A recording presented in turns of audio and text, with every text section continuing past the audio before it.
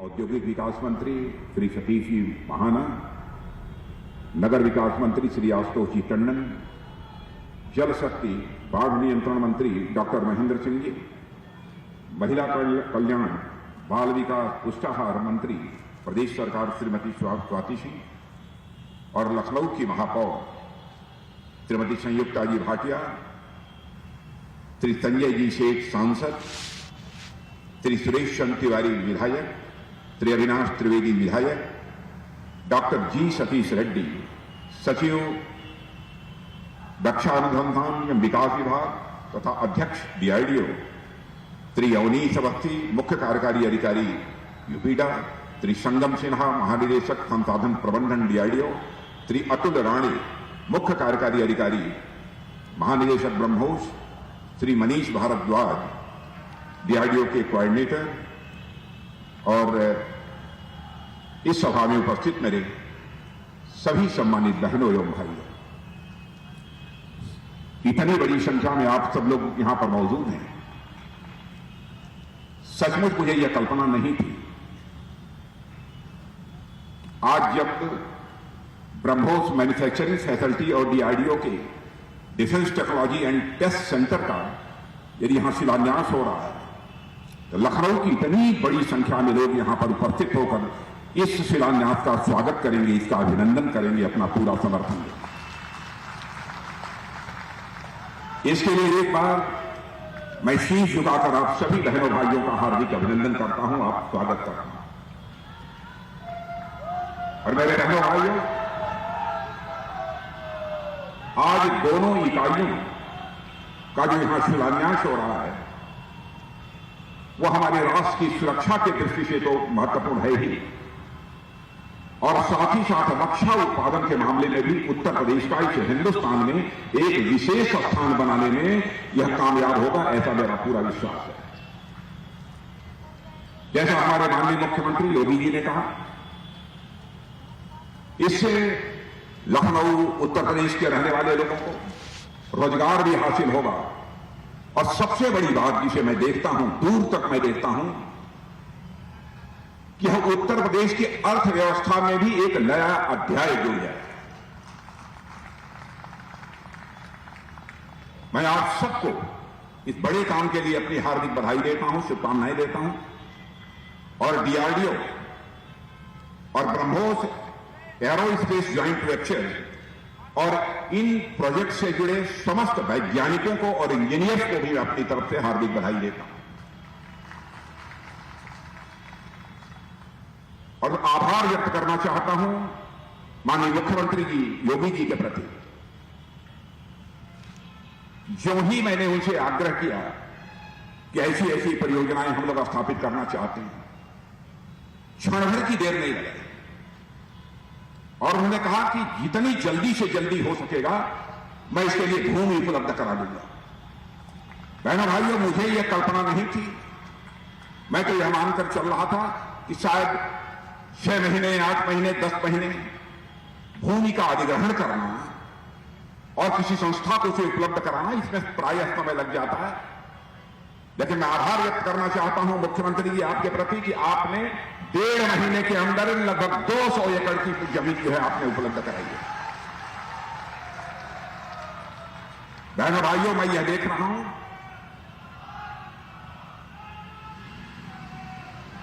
यह कोई एक मिनट, बहनों भाइयों, कि हम लोग ब्रह्मोस मिसाइल बना रहे हैं अथवा रक्षा के दूसरे हथियार और उपकरण बना रहे हैं, तो दुनिया के किसी देश पर आक्रमण करने के लिए हम नहीं कर रहे। भारत के इतिहास के पन्नों को पलटकर कोई देखे तो इस नतीजे पर पहुंचेगा कि भारत का चरित्र रहा है कि भारत ने न तो दुनिया के किसी देश पर कभी आक्रमण किया है और न तो भारत ने दुनिया की किसी देश की 1 इंच जमीन पर कभी कब्जा किया है। यह भारत का चरित्र रहा है।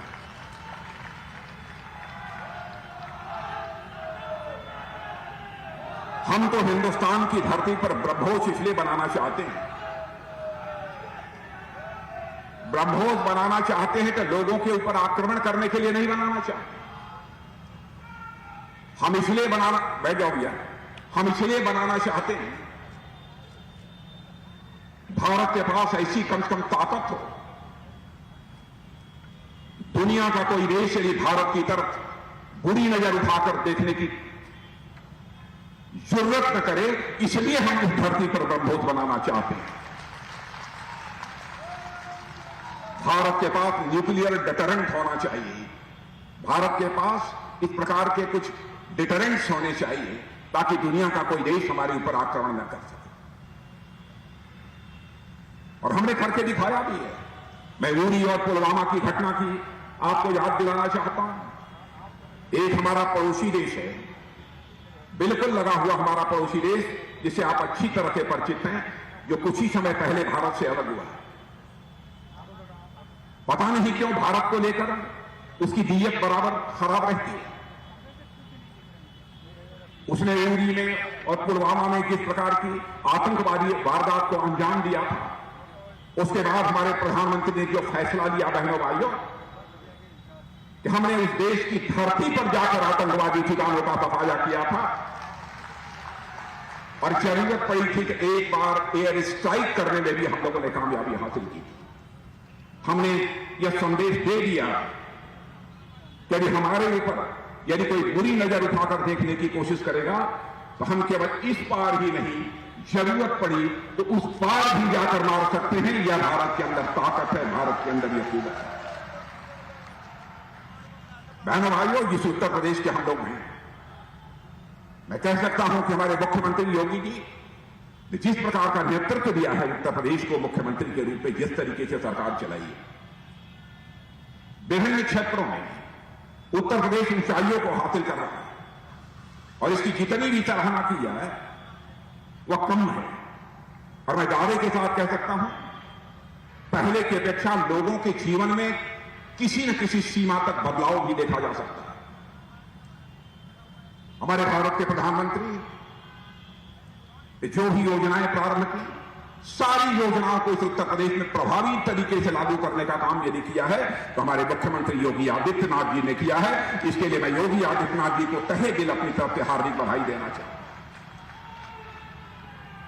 उत्तर प्रदेश में रोड्स और फ्लाईओवर कितनी तेजी के साथ बन रहे हैं, इसी लखनऊ में ही आप देख सकते हैं, आसपास देख सकते हैं। और हमारे उत्तर प्रदेश में तो 4 एक्सप्रेसवे बन गए,